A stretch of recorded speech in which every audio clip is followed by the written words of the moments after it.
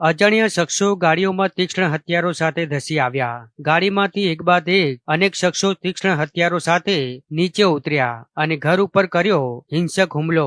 તીક્ષ્ણ હથિયારો સાથે ધસી આવી અજાણ્યા શખ્સોએ તોડફોડ પણ કરી। આથી ઘર માલિકે તાત્કાલિક પોલીસ હેલ્પલાઇન નંબર ઉપર ફોન કર્યો। જો કે પોલીસ વાન સાથે આવી પણ ખરી, પણ ટોળાએ પોલીસ પર જ હુમલો કરતા પોલીસને પણ ભાગવાની ફરજ પડી। આ સમગ્ર ઘટના સામે આવી છે પાટણ જિલ્લાના ચાણસ્મા તાલુકાના જીલિયા ગામેથી, જ્યાં ગત મોડી રાત્રિએ અંગત અદાવતને લઈ અજાણ્યા ઈસમોએ લાકડી, ધોકા અને ધારિયા જેવા તીક્ષ્ણ હથિયારો સાથે ધસી આવી ભાવેશ રબારી નામના વ્યક્તિના ઘર ઉપર હિંસક હુમલો કર્યો હતો।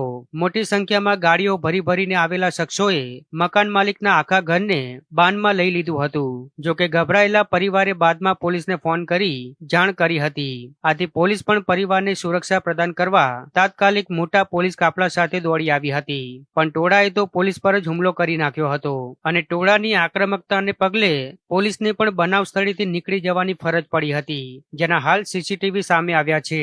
આમ પોલીસ ખુદ સુરક્ષા આપવામાં નિષ્ફળ રહી હતી, ત્યારે હાલ આ સમગ્ર મામલે પોલીસે પોતે ફરિયાદી બની ફરિયાદ નોંધાવી છે। તો ફરિયાદી રોનક દેસાઈએ 2 વ્યક્તિઓના નામજોગ સહિત 17 વિરુદ્ધ ફરિયાદ નોંધાવી છે।